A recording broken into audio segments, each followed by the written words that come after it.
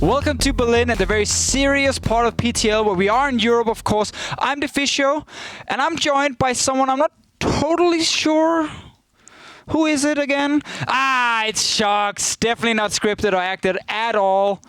We obviously had a bet going on, and as you can see, once she manages to take off her face, we both kind of lost. Sharks, what happened?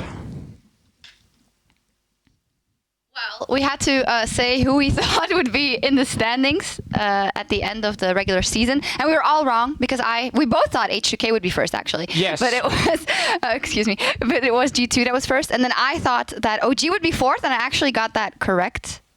Which was kind of random, but yes, it did happen. No, I had had knowledge of the scene, so I knew it was going to happen. Then I said Splice 7th, you said Element, so you were actually right in that one. Yes, but obviously we were not correct. Therefore, we had a punishment. Sadly, we each had to pick an outfit. Mine was pretty easy because we had this anyway. My outfit, on the other hand, I wanted you to dress up as a pulsar. I guess it's some kind of a sausage. High quality outfit, by the way. I kind of regret our bet a little bit, but let's move on. Okay, anyway, on a serious note, let's talk about the quarterfinals, obviously.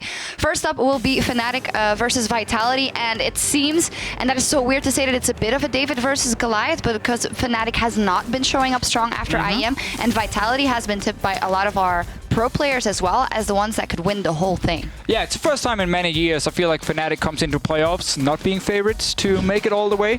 And that's just how it is with this Fnatic lineup. Obviously had a terrible last week, lost both the games, therefore they are number 6, and I was sadly wrong in my bet, and that's why I'm wearing this outfit today. Vitality, on the other hand, they've been looking as the third best team. I would probably even say you could argue maybe among the top 2 teams, but obviously lost a few games along the way.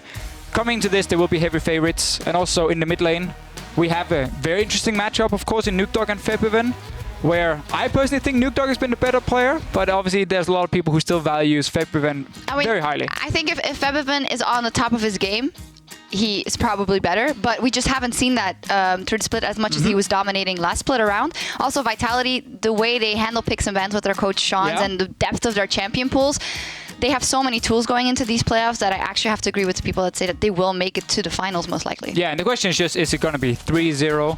Is it maybe going to be closer? I think Fnatic has to surprise us because they showed that one play style. You know, these specific picks with the Jhin, with the Lee Sin, with the Corki.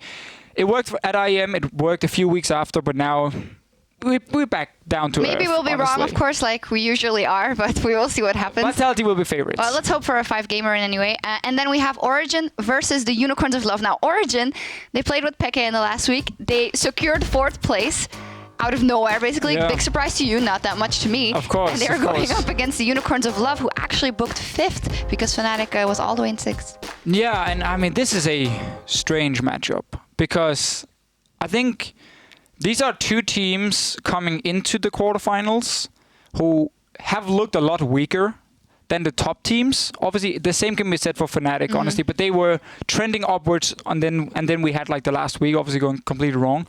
But Origin is also depending on who's playing. Because when Power Weevil is playing, the team doesn't work.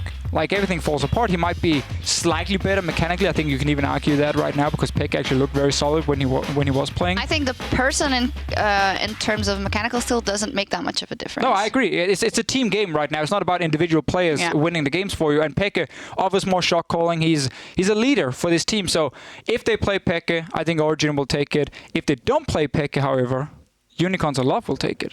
And a big factor in that could be Steelback. I love the story of this guy coming into this split. Obviously, he had that stint on Fnatic, and people were saying, oh, you know, he was the worst player there, and he wasn't so good, and he has so improved incredibly. He has the most kills in the entirety of the EU LCS, and he just brings so much to that team. And he's up versus Sven and Mithy, who, if the rest of Origin is having a bad day, Steelback could have a really big influence. Oh, for sure. I mean, he's been a big carry for this team, especially in team fights where Sven and Mithy has been a very strong dual lane as always. And I think a lot of people not disrespected Sven. You know, when it came to the award show, we had obviously picking the top 80 carries. A lot of people forgot about him. Don't bring that up. I know, it's a scary one, but he's still, in my opinion, one of the top 80 carries we have. He's up there with Forgiven, and if he's able to perform with Mithy, of course, in the bottom lane, Origin has the advantage there, even though Steelback has been playing so well. But Unicorns of Love works better as a team.